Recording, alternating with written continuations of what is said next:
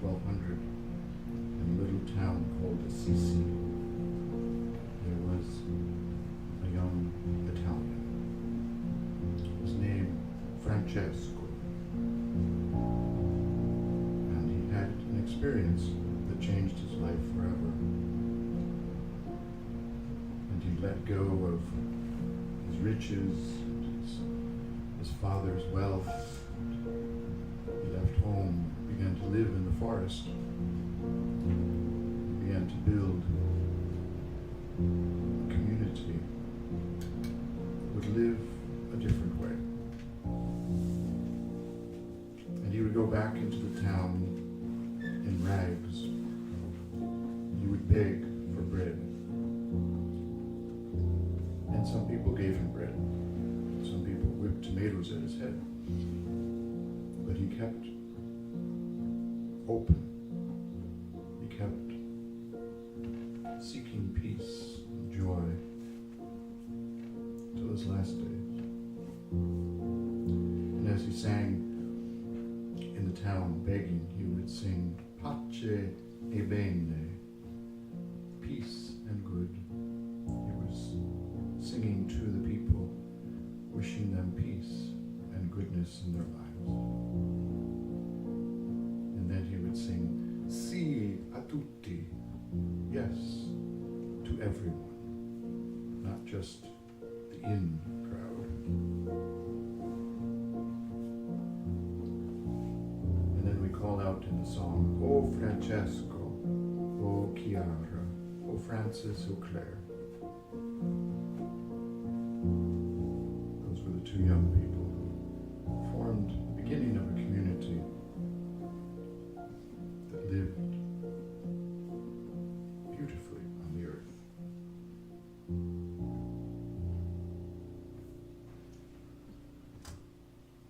Pace bene, pace bene.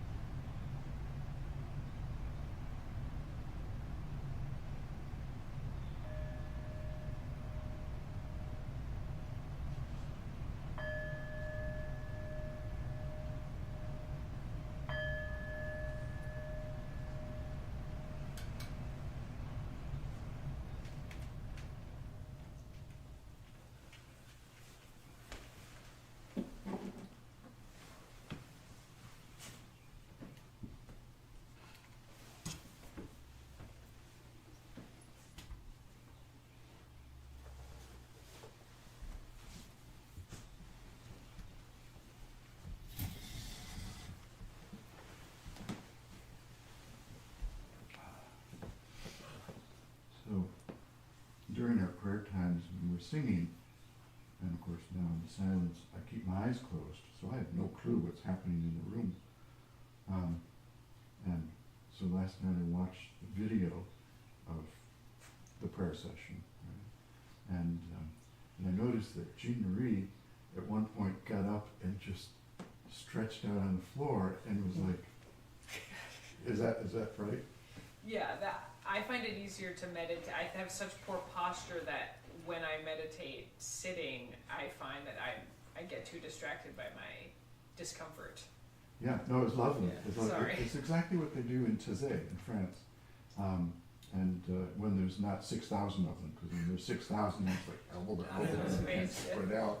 But occasionally it's just nice to be able to just lie down on the floor. And,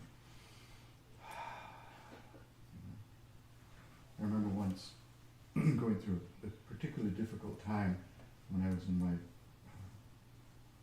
40s, I guess. And I went into the forest. I was in Philadelphia area. And I was walking among the trees, and there was this huge, gorgeous tree with the roots, a lot of the roots above ground, you know. And I remember just lying down on the roots. And I fell asleep, of course. It was lovely. Kind of felt like the tree was holding me. You know. It was lovely until I had to get up.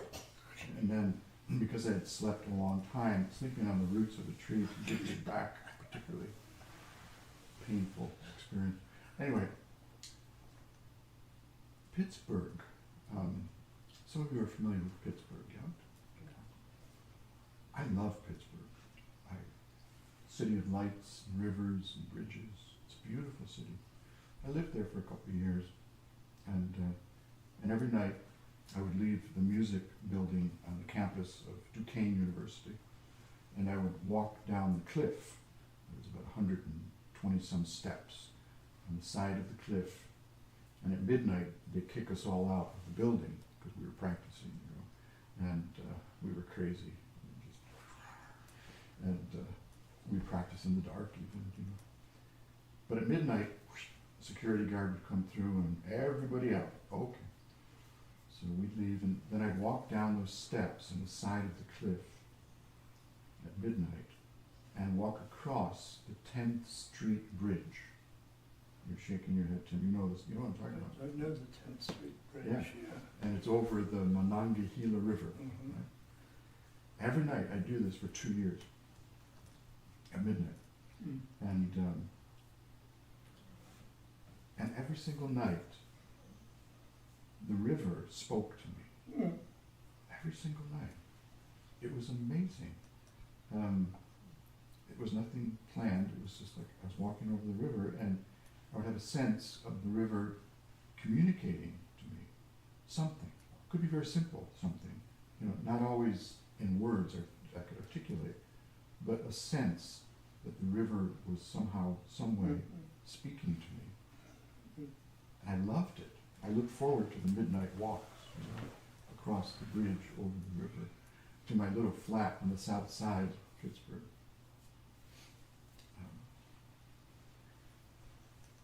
Last night we were talking a little bit from this book, Parker Palmer, Let Your Life Speak.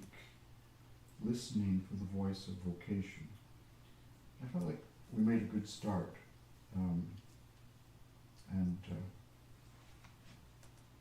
Kaylin, if you want to catch up, it's just the opening pages that we read from in this book.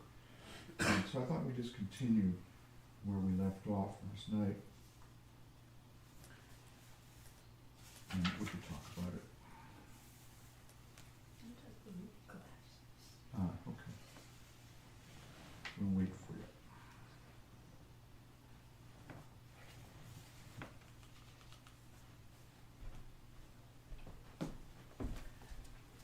I think the underlying question in this book is, how do I know? Like, how do I know what direction my life wants to go in? What is my calling, so to speak? What kind of life do I really long to live? What's my deep desire? You know, how do I know? And spoiler alert, we can never know. I think that's true. We can never really, really know for certain, like scientific certainty kind of a thing, when it comes to the interior life. But I do believe, while we can't absolutely know, there are clues that can point us in the direction we want to go, we need to go. There are clues, and we'll talk about some of those in days ahead. So let's see, where did we leave off?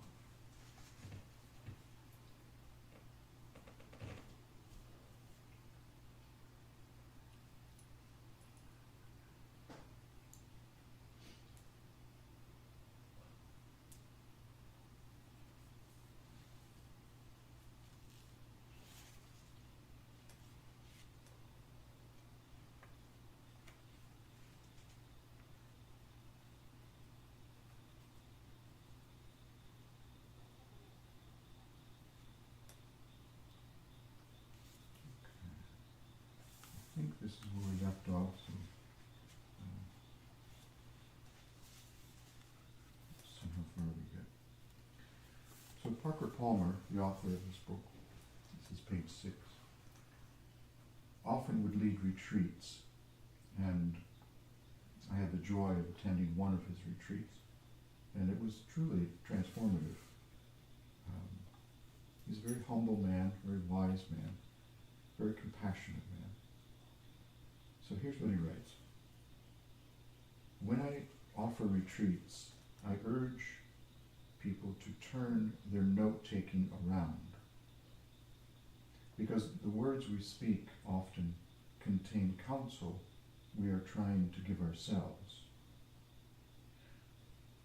We have a strange conceit in our culture that simply because we have said something, we understand what it means. But often we do not, especially when we speak from a deeper place than intellect or ego, speak the kind of words that arise when the inner teacher feels safe enough to speak its truth. At those moments, we need to really listen. To listen to what our lives are saying and take notes on it. So you know the typical classroom situation where there's a teacher and our students, and you're taking notes on what the teacher says. And there's going to be a test on Friday, right? So you really got to take notes. He's saying that's all wrong. He's saying you should be taking notes on what you say, especially as it rises up within you. You know? Those are the notes that really matter.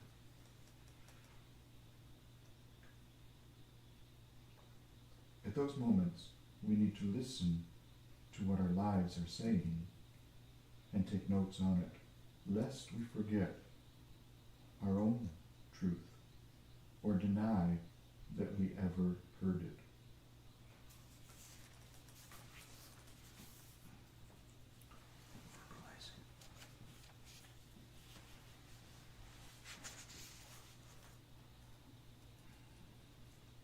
Verbalizing is not the only way our lives speak, of course.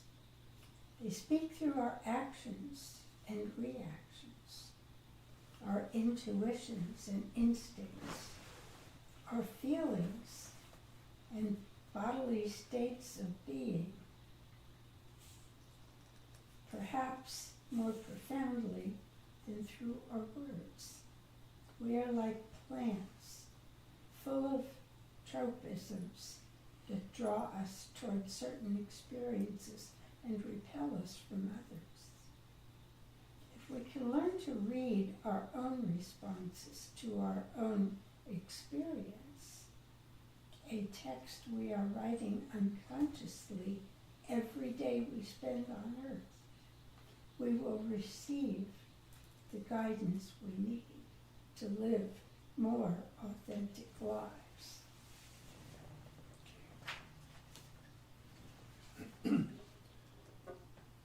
But if I am to let my life speak things I want to hear, if I want to let my life speak things I want to hear, things I would gladly tell others, I must also let it speak things I do not want to hear and would never tell anyone else.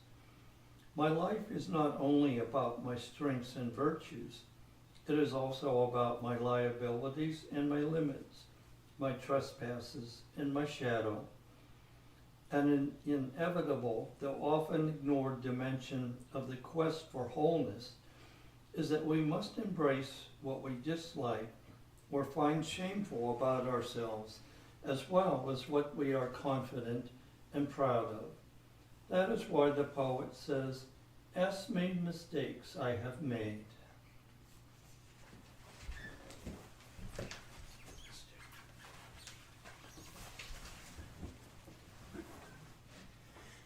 In the chapter to come, I speak often of my own mistakes, of wrong turns I have taken, misreading of my own reality, for hidden in these moments are important clues to my own vocation. I did not feel despondent about my mistakes, any more than the poet does, though I grieve the pain that they have sometimes caused others. Our lives are experiments with truth, and in an experiment, negative results are at least as important as success. I have no idea how I would have learned the truth about myself and my calling without the mistakes I have made, through by the measure that I should have written a much longer book.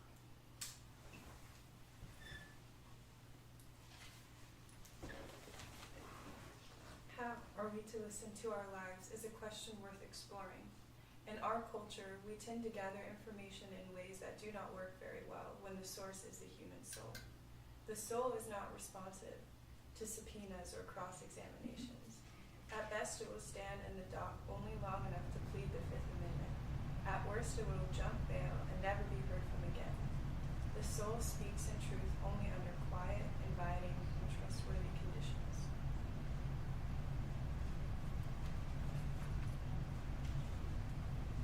The soul is like a wild animal, tough, resilient, savvy, self-sufficient, and yet exceedingly shy. If we want to see a wild animal, the last thing we should do is to go crashing through the woods, shouting for the creature to come out. But if we are willing to walk quietly into the woods and sit silently for an hour or two at the base of a tree, the creature we are waiting for may well emerge, and out of the corner of an eye we will catch a glimpse of the precious wildness we seek. That is why the poem at the head of this chapter ends in silence, and why I find it a bit embarrassing that as this chapter ends, I am drawing the reader not toward silence, but toward speech, page after page of speech. I hope that my speech is faithful to what I have heard in the silence from my soul, and I hope that the reader who sits with this book can hear the silence that always surrounds us in the writing and reading of words. It is a silence that forever invites us to fathom the meaning of our lives, and forever reminds us of depths of meaning that words will never touch. That's the end of the chapter. Great, thank you. Any response to that reading?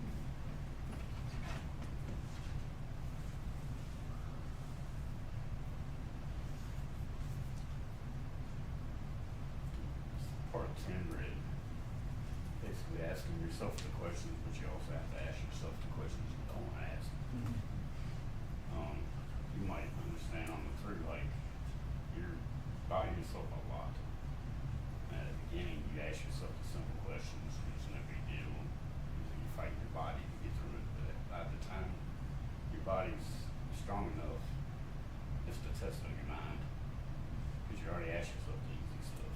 Now it's really time to break down and find out who you are. And that is hard for some people to do. I think it's a necessity for growth. It took me a long time to learn the difference between dismissing my inner stuff versus embracing it to transform it. And pretty early on, I was involved in the Unity Church, and that particular one was all about, look for the good, and just don't worry about, don't look over there for all the other.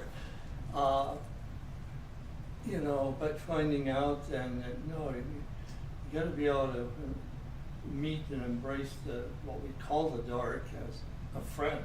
It's part of me, not something to exercise, but to bring out and let the light transform it. So he seems to get right to that in this chapter.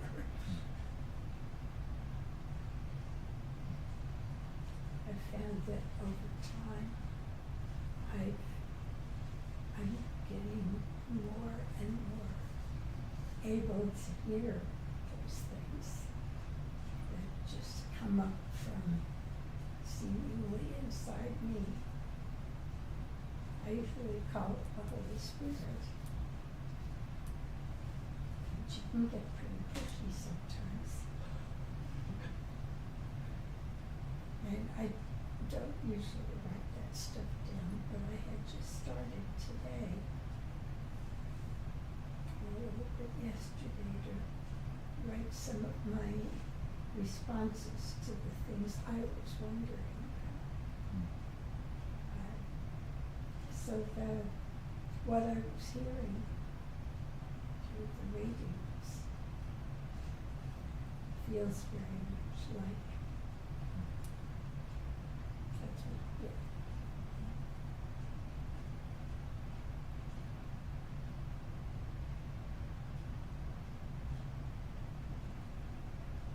Any other thoughts?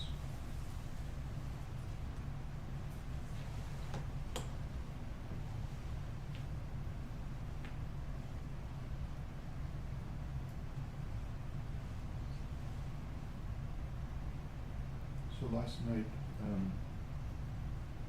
Boots, you said something that really moved me. I can't remember exact words, but it was something to the effect that you were saying, I don't really know, I don't really feel a source of wisdom within. Is that fair to say what you were saying? Yeah. There's not many people that are brave enough, aware enough to say that. And as I think I responded to you by saying, you remind me of King Solomon and all his wisdom, because that's the beginning of wisdom for him. Where you stand in front of whatever you're standing in front of and say, I'm clueless. I really am. I remember once going through a particularly difficult time, and I always struggle for clarity. Clarity. Give me more clarity. And I came to a certain point where I realized that, wait a minute, the only thing I'm really clear about is that I'm not clear. That's clarity, I'm clearly confused. And I somehow grabbed onto that with a real gusto, yeah. It was comforting. It was a clarity that was, anyway, you get the point. So maybe the question tonight is something like this. As we look at our lives, how do we discern the direction of our lives? Now, I use the word we explicitly, intentionally. It's kind of like today when somebody attempted to scam me on my computer, and I was like this close to falling for it, And before I fell for it, I called up Isaac, and I said, Isaac, I think I need your help. And he came up to the cabin and he sat there and said, yep, this is a scam.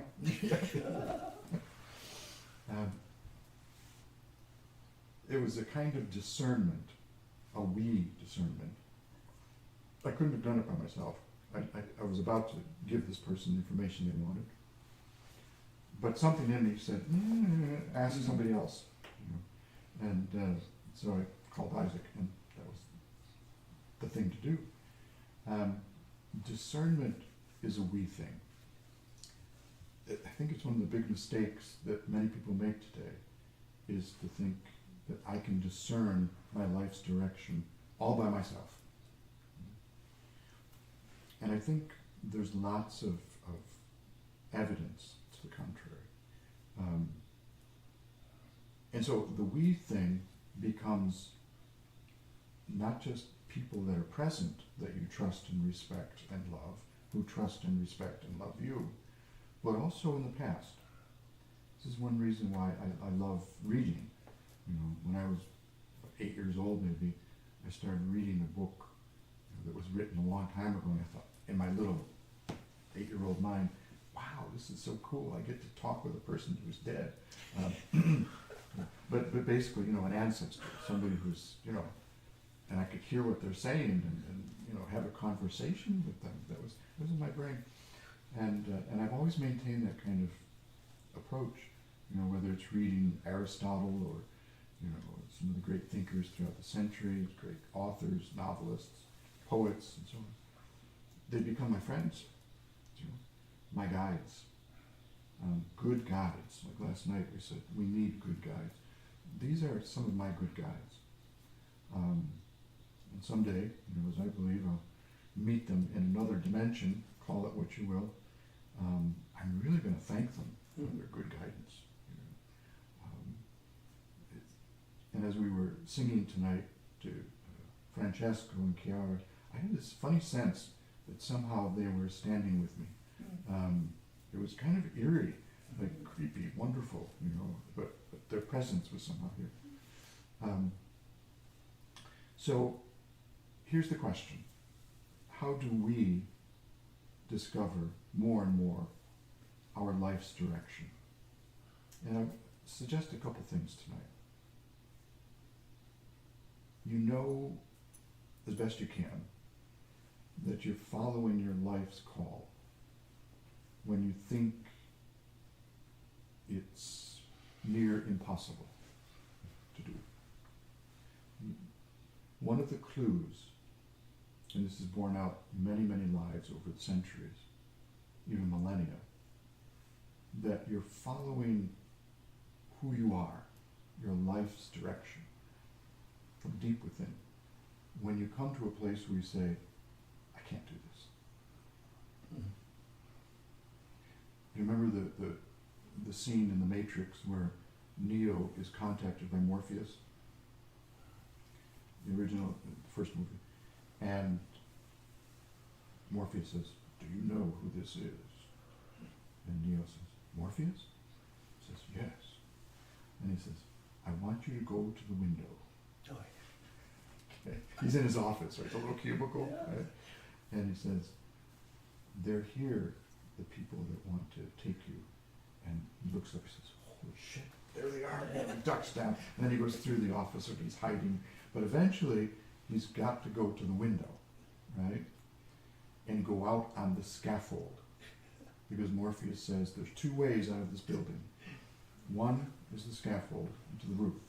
And the other is in their custody. You remember what he says when he's out in the building and he loses, his phone falls, you know, to the, I don't know how many stories down, and he says, I can't do this. Yeah. Right? That's a clue. That's a clue that he's following his life's calling. Right? That's a huge clue. It happened with Moses. Okay? God calls Moses and said, hey Mo, got a little job for you. And very quickly, Moses says, I can't do this. Right? Get my brother, he's a good talker. Over and over and over it happens throughout stories of call. Matrix is a good example. So that's a clue. Okay? If you're pursuing a path, or you want to pursue a path, and something rises up in you and says, I can't do this, pay attention. Pay attention. Another clue, and this is the only one I'll share with you tonight in addition, is something very beautiful. In fact, it's beauty. When you encounter something so beautiful that you are just so drawn to it, pay attention. And inside, you say, this is it. It's so beautiful that you just want to not just participate in it, but also share it with other people. And one of the ways to discover that is right here. I just can't believe how blessed, how fortunate, how lucky I am to be living in this beautiful place, where I can walk out and see such incredible beauty. Especially now, as everything is lush and green, and you can walk the forest pathways, and you can walk down to the creek, and you can discover the woodchucks under your cabin, and see the open field and the tall grass growing, and look up at night and the sky is just so profound. Let beauty speak to you. Let it guide you. It's a huge, huge factor. While you're here, go for walks regularly in the forest. Go alone, go with somebody else, but go. Go out, get out, into the beauty, and just listen. What do I hear? What do I see? What do I feel? I guarantee you, you'll hear, you'll see, you'll feel something. If you do it long enough, with an open heart, you say, okay, what am I hearing? What am I seeing? What am I feeling? And take notes. Take notes. Any other thoughts on this before we close with a song?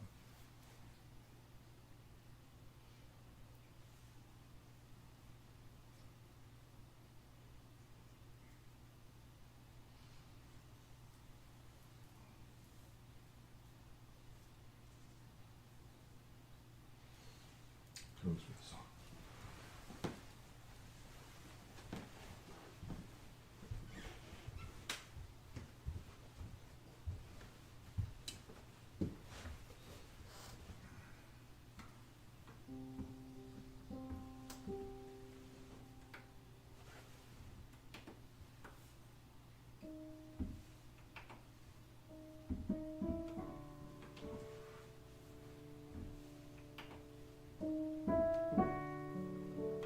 The words are, when the night is fallen, F-A-L-L-E-N, and the moon shines softly, gentle light, you guide us, faithful friend, you love us.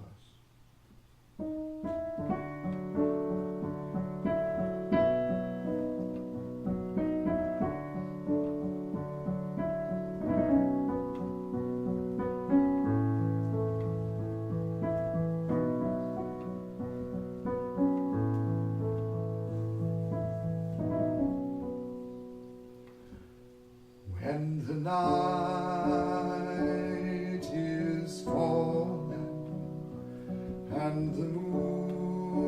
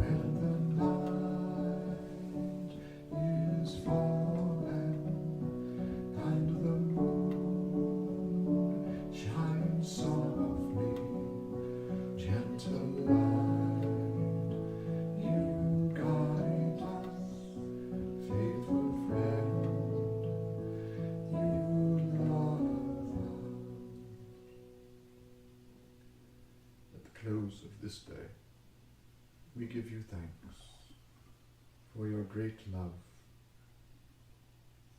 for all the world and everyone in it. May our hearts open to this great love, to this gentle light, and find the guidance that we need, that we seek. May it be so.